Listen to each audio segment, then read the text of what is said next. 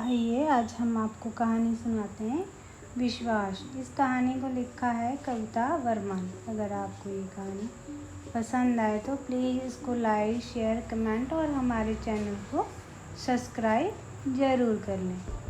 बहुत घनी काली अंधेरी रात थी। हाथ को हाथ नहीं सूझ रहा था।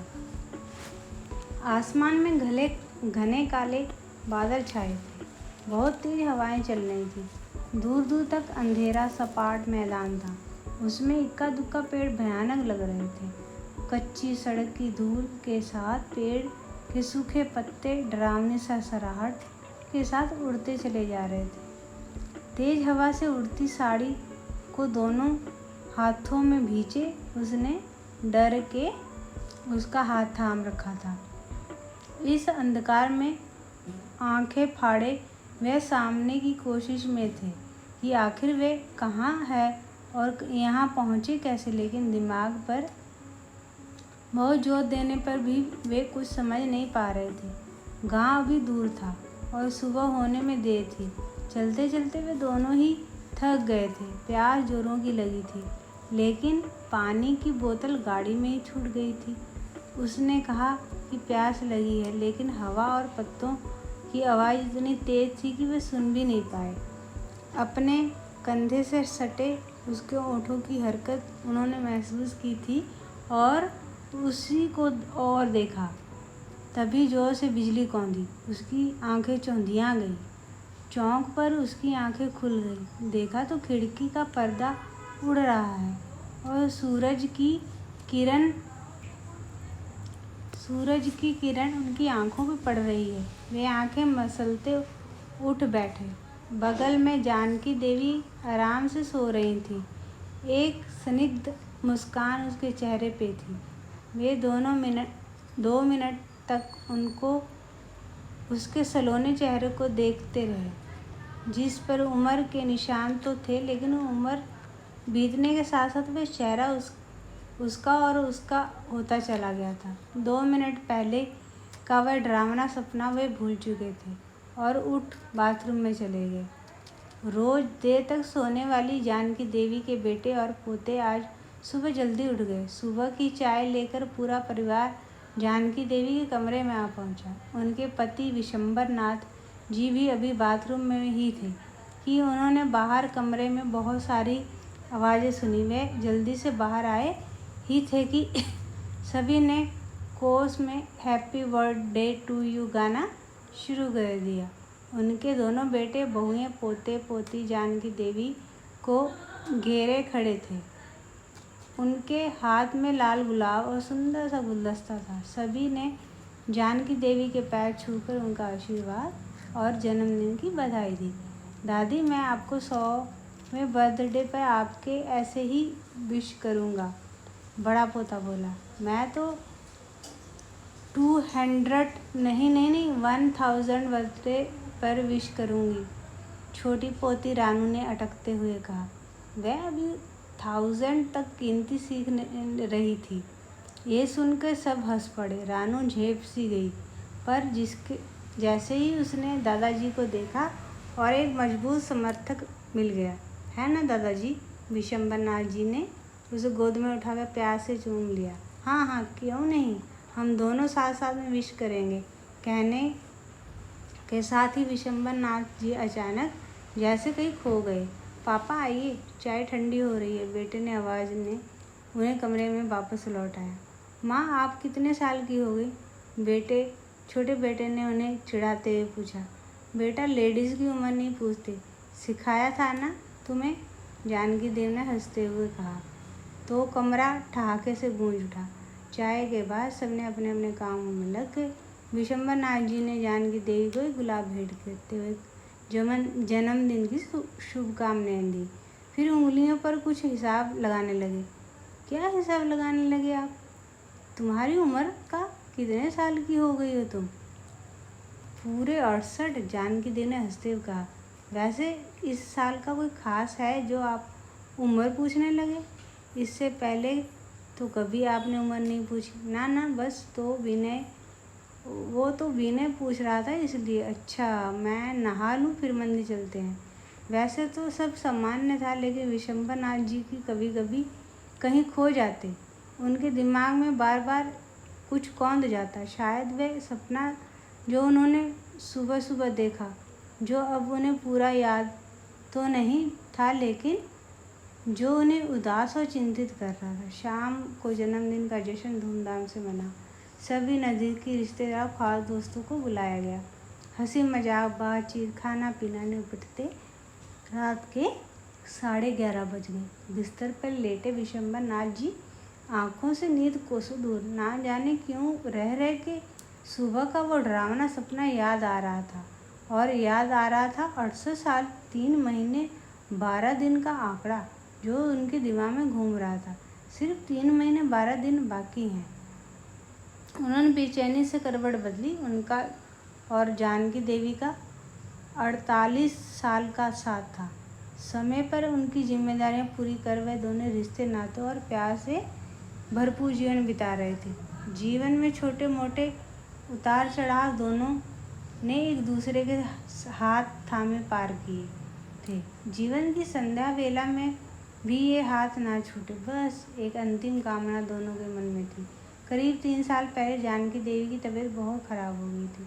लगता था बचेंगे नहीं। बेटे, बहू, बेटी, दामाद सब चिंतित थे, जाने क्या होगा। उस समय जानकी देवी की उम्र थी 65 साल। उस समय भी विशंबरनाथ जी निश्चिंत थे, अनजान भय से व्याकुल बच्चों का ढांढस बांधते। कुछ नहीं होगा, तुम्हारी माँ को देखना कुछ ही दिनों में मेरे साथ गाड़ी में बैठकर घर जाएगी। अभी तो उसे आगरा का ताजमहल देखना है, मैं ले जाऊंगा उसे। सबको लगता था जानकी देवी की तबीयत के तनाव और अवसाद में ऐसी बातें कर रहे हैं, लेकिन ये उनका विश्वास था कि उस समय वे 68 साल की महीने बार दिन का अंक मान वो दोहराते और कभी कभी उंगलियों में हिसाब लगाने लगते। आखिर को उनका विश्वास रंग लाया। जानकी देवी का हाथ अपने हाथों में थामे वे सभी की आकांक्षाओं और दुर्चिंताओं को जीत कर घर आ गए। शादी के अगले साल गिरह का साक्षी रहा ताजमहल, और उन्होंने गर्व से जानकी देवी से कहा, मैं जानता था तुम्हें कुछ नहीं होगा। अभी तो कुछ हो ही नहीं सकता। अच्छा, आप जानते थे कि तो मुझे कुछ कब होगा? जानकी देवी ने उनकी पूर्वानुमति और नौजवान विशंबरनाथ जी को अदा समझकर ठिठोली की। इस बार वे अचानक गंभीर हो गए। बस कब मत पूछो, पर अभी कुछ नहीं होना था ना, ये मुझे पता था। दिन बीतते रहे। हर दिन के साथ विशंबरनाथ जी की बेचैनी बढ़ती जा रही थी। आजकल का डरावना सपना अक्सर ही आता, कभी डरवाता तो अंधेरा दिखता, तो कभी साएं साएं करती आवाज़, हवा की आवाज़, कभी पत्तों की खड़खड़ाहट उसकी नींद उचट देती। कभी सोते हुए तो कभी खुली आंखों से उसे देखते भयंक्रांत हो जाते। लेकिन फिर भी उस सपने का कुछ टूट जाता, जिसे पूरा देखने की बेचैनी जागने के बाद भी उनमें रहती। कभी कभी तो वो कैलेंडर पर उंगली रख कर हिसाब लगाते, तो कभी उंगलियों पर, कभी आज का दिन गिन कर छोड़ कर, तो कभी कर दिन का ज़्यादा करते। कई बार तो हाथ में पेन लेकर सोचते 68 साल 3 महीने 12 दिन पर निशान लगा दें, लेकिन नहीं लगा पाते। आजकल विशंबरनाथ जी भगवान में कुछ ज़्यादा ही आस्था रखने लगे। मंदिर जाके हाथ जोड़े देर तक खड़े रहते। मांगना तो बहुत कुछ चाहते थे, पर 68 साल 3 महीने 12 दिन दिमाग में इस तरह कर गए थे कि उनके आगे कुछ सोच ही नहीं पाते। हे प्रभु कृपा करें, कह के शीश नवा लेते। हाँ, उन्होंने जानकी देवी को खाने पीने का विशेष ख्याल रखना शुरू कर दिया। खुद अपने सामने दूध, फल, फूल खिलाते। खाने की मेज पर उनका बराबर ध्यान रखते। कभी कभी जानकी देवी झुंझला जाती, आप खुद तो खाइए, मैं खा लूँगी। पर जब तक वे खा न लेती उन्हें चैन नहीं पड़ता। हर 15 दिन में वे उनका चेकअप करवाते। जानकी देवी चिढ़ जाती, कुछ तो नहीं है, निकलता, फिर भी पता नहीं क्यों बार बार चेकअप करवाना है। कुछ नहीं है, ये जानना भी तो सुखद है ना। तो मन की खुशी के लिए चेकअप नहीं करवाया जा सकता क्या? वे कहते। जानकी देवी के जन्मदिन के बाद 3 महीने 68 दिन निकल गए थे। विशंबरनाथ जी की बेचैनी बढ़ती जा रही थी। एक डर उन्हें मन में समाया था, लेकिन उसे वे किसी पर जाहिर नहीं कर सकते थे, ना ही जानकी देवी पर, ना बच्चों पर। अकेले इस डर से जूझते आधी रात में उठकर कमरे में चहलकदमी करते। कभी सोई हुई जानकी देवी एकटक देखते, उनका हाथ पकड़कर उन्हें अपने सीने की धड़कन सुनाना चाहते, लेकिन मन महसूस कर रह जाते। आखिर कहेंगे भी तो क्या? 3 महीने 10वां दिन सुबह जानकी देवी ने नाश्ता किया, फिर बहुओं के साथ किचन में काम में हाथ बटाती बातचीत कर रही थी। अचानक उनके हाथ पानी भरा लोटा छूट गया। सीने में दर्द उठा, ठंडे पसीने आने लगे। वे बेसुध होकर लगभग गिर ही ने वाली थी कि बहुओं ने उन्हें थाम लिया। पूरे घर में कोहराम मच गया। विशंबरनाथ जी तो जैसे जड़ हो गए हों। 10वां दिन बस यही बुदबुदाए। इलाज में कोई कसर नहीं रखी गई, लेकिन मेजर हार्ट अटैक था। 2 दिन मौत से जूझने के बाद अपने जन्मदिन के 3 महीने और 12वें दिन की जानकी देवी की जिंदगी हार गई। विशंबरनाथ जी फटी फटी आंखों से 16 श्रृंगार में विदा होती जानकी देवी को देखते रहे।